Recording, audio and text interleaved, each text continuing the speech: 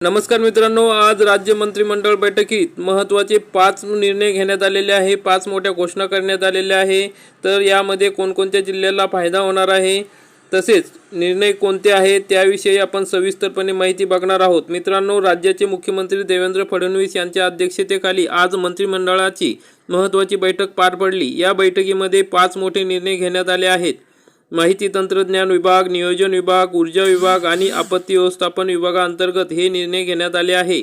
या निर्णयाचा नेमका कोणत्या जिल्ह्यांना फायदा होणार आहे, कोणत्या नागरिकांना फायदा होणार आहे, हे आपण आजच्या या व्हिडिओच्या माध्यमातून जाणून घेणार आहोत। तरी मित्रांनो, हा व्हिडिओ शेवटपर्यंत बघा आणि चॅनलवरती नवीन असाल तर चॅनलला सबस्क्राइब करा, बेल आयकॉनला क्लिक करा। मित्रांनो, सगळ्यात महत्त्वाचा आणि पहिला जो निर्णय आहे तो आहे आपत्ती व्यवस्थापन संदर्भात। महाराष्ट्र आपत्ती व्यवस्थापन विभाग MRDP राबविण्यास मंजुरी। आपत्ती व्यवस्थापनात खाजगी भांडवलांच्या मदतीने वित्तपुरवठा उभारणार। जागतिक बँकेकडून 165 कोटीची निधी मिळणार।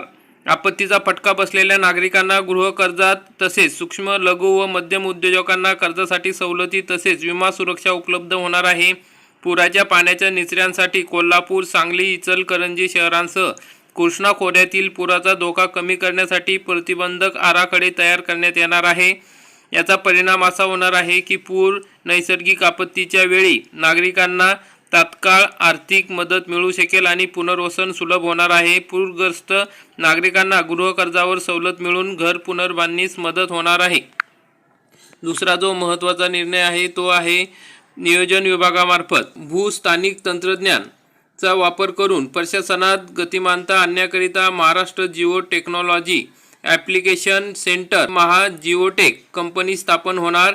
परिणाम असा होणार आहे की आधुनिक तंत्रज्ञान संशोधन, भूस्थानिक नवोपक्रम व उद्योजकता विभागामुळे विद्यार्थी, व्यावसायिक संशोधकांसाठी शैक्षणिक कार्यक्रम राबवता येणार आहे। तर मित्रांनो, पुढचा जो महत्त्वाचा निर्णय आहे माहिती तंत्रज्ञान विभागासंदर्भातला आहे। महाराष्ट्रात नवीन स्वतंत्र इलेक्ट्रॉनिक माहिती तंत्रज्ञान व कृत्रिम बुद्धिमत्ता विभाग चालू करण्यात आलेला आहे। याचा परिणाम आणि फायदा असा होणार आहे की विकसित भारत 2047 मधील विकसित महाराष्ट्राच्या उद्दिष्टाच्या पूर्तीसाठी महत्त्वाचे पाऊल। माहिती तंत्रज्ञान संचालनालयाचे रूपांतर इलेक्ट्रॉनिक्स माहिती तंत्रज्ञान व कृत्रिम बुद्धिमत्ता आयुक्तालयात होणार। मंत्रालयीन विभाग, आयुक्त कार्यालय व सर्व जिल्ह्यांसाठी कायमस्वरूपी पदांचा समावेश असेल। नवीन माहिती तंत्रज्ञान संवर्ग IT कॅडर निर्माण होणार आहे। राज्यातील माहिती तंत्रज्ञान AI डिजिटल गव्हर्नन्सला गती लाभणार आहे।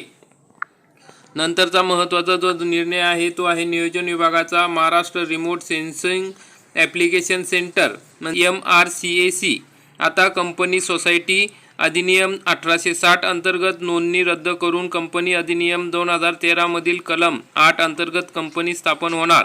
याचा परिणाम असा होणार आहे की रस्ते, माहिती प्रणाली, नगर रचना, जलयुक्त शिवार, पाणलोट विकास, डोंगरी विकास योजना इत्यादी, पंचनामा, ॲग्रीटेक, कांदळवन अभ्यास, भूजल व्यवस्थापन, खनिज व खाणींच्या अभ्यासाला गतिमानता मिळणार आहे।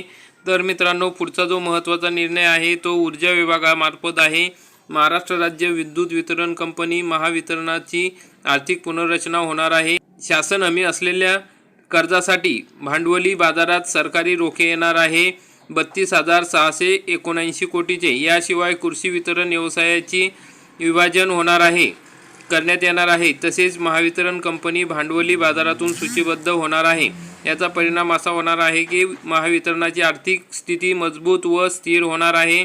भांडवली बाजारातून निधी उभारण्याची संधी मिळाल्याने वीज क्षेत्रातील गुंतवणूक वाढणार आहे। कृषी वितरण व्यवसाय वेगळा केल्यामुळे कृषी व इतर वीज वितरण व्यवस्थापन अधिक कार्यक्षम होणार आहे। तर अशा पद्धतीने महत्त्वाचे 5 निर्णय आजच्या या मंत्रिमंडळ बैठकीत घेण्यात आलेले आहे। तरी मित्रांनो, अशा पद्धतीने महत्त्वाची अपडेट होती। व्हिडिओ आवडल्यास व्हिडिओला लाईक करा, चॅनलला सबस्क्राईब करा। धन्यवाद। जय हिंद, जय महाराष्ट्र।